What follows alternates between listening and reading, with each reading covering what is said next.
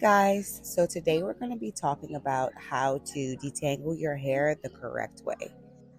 So I've already gone in and shampooed and conditioned her at the bowl. While the conditioner was in, I kind of went through and separated some of the matting and loosened up the tangles so that I could separate it easier, which is what I'm doing right now. It's best if you separate it into 4 quadrants, 2 sections in the front and 2 sections in the back, which is what I'm doing now. Sometimes you can just kind of separate it and pull and it'll loosen up, and sometimes you'll have to kind of break it up with the brush, which is what you'll see me doing in some of these pieces. Ideally, this would have been best done at the shampoo bowl with the conditioner in, but for video purposes, this is how we're doing it today. So now that we have it separated, we're going to start working on this first section. And so this is what we're going to not do. You see how when you start from the scalp, all you're doing is tugging on the hair and it's not going anywhere and it's causing more tangling? That's what we don't want to do. So we're going to start from the bottom like I'm doing here. Start from the very bottom, take those tangles out, and then work your way up. Take those tangles, pull those to the bottom. Get those out and work your way up. And you're going to want to continue this in each section.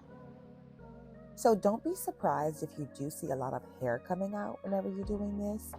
Usually whenever hair becomes this tangled, it's because you haven't brushed through it in a few days or a week or whatever. No judgment.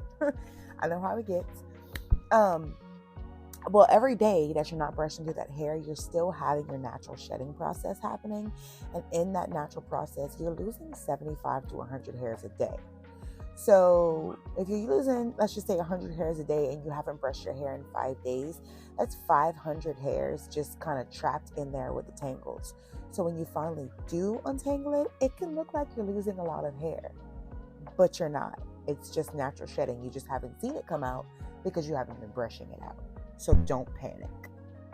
So let's talk prevention for a minute, especially for my curly girls, because whenever we are wearing our hair in a curly state, you can't brush through that every day. And that's how these tangles can kind of get out of hand.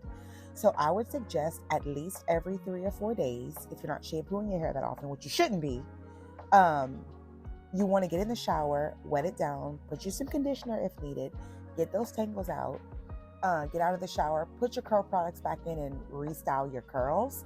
That way you won't have to shampoo it as often, so you're not losing out on your natural oils and risk drying out your curls, but at the same time, you're not letting those tangles get out of control. There's also a few more tips and tricks on my full blog post if y'all want to go and read that on why tangles happen and other steps for prevention. I hope you learned something today. If you did, give me a like and drop me a comment and let me know. And I